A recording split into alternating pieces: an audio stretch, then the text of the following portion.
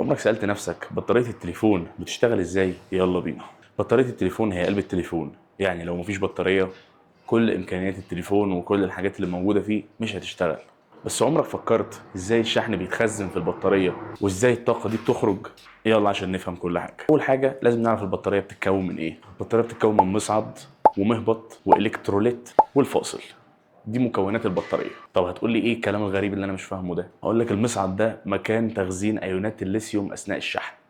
كل البطاريات بتتكون من الليثيوم، فالمصعد ده اللي بيتكون فيه ايونات الليثيوم. بمعنى ابسط شويه يعني نقدر نقول انه هو المكان اللي لما بتشحن بيتخزن فيه الطاقة اللي طلعت من الشحن. والمهبط هو المكان اللي بيستقبل ايونات الليثيوم دي لما تبتدي تستخدم الجهاز، المكان اللي بيستقبل نزول البطارية. يعني كل ما البطارية تقل كل ما ايونات الليثيوم دي تنزل واحدة واحدة بشكل تدريجي وتنزل في المهبط.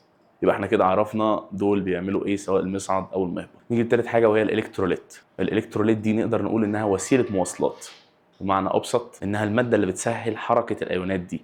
يعني دي الماده اللي بتخلي الايونات تصعد او تهبط. من الاخر وسيله مواصلات. واخر حاجه وهو الفاصل، وده اللي بيمنع تلامس المصعد والمهبط اثناء عمليه نقل الطاقه، لان لو لمسوا بعض هيحصل انفجار. زي ما احنا فاكرين دي كانت المشكله اللي بتعاني منها تليفونات سامسونج النوت 7، وده اللي كان بيسبب انفجار في التليفونات. كده احنا فهمنا ازاي البطاريه بتشتغل واليه عملها. لما بتيجي بقى تستخدم التليفون اللي بيحصل العكس، ان الايونات دي بدل ما بتطلع بتنزل، والعمليه اللي احنا شرحناها دي بتتم بالعكس. وانا لو هنصحكم نصايح عشان تحافظوا على عمر البطاريه بتاعكم، ما تخليش بطاريتك دايما تقل عن 20% وتشحنها تحت ال 20%، ولا تزيد عن ال 80%، ولا تفول البطاريه للاخر، ولا تسيب التليفون في شمس، ولا تسيبه في العربيه بتاعتك وقت حر، لان ده برضه هيأثر على عمر البطاريه من السخونه. وما تستخدمش اي شواحن لتليفونك، دايما استخدم الشاحن الاصلي اللي بيجي معاه، ولو حصل له حاجه استخدم شاحن من توكيل معتمد حتى لو شركه تانية، بس يكون شاحن معتمد. ودايما حاول لو بتلعب او بتعمل حاجه تقيله على التليفون ما تشحنش في نفس الوقت اللي انت بتعمل فيه كده. وبس كده.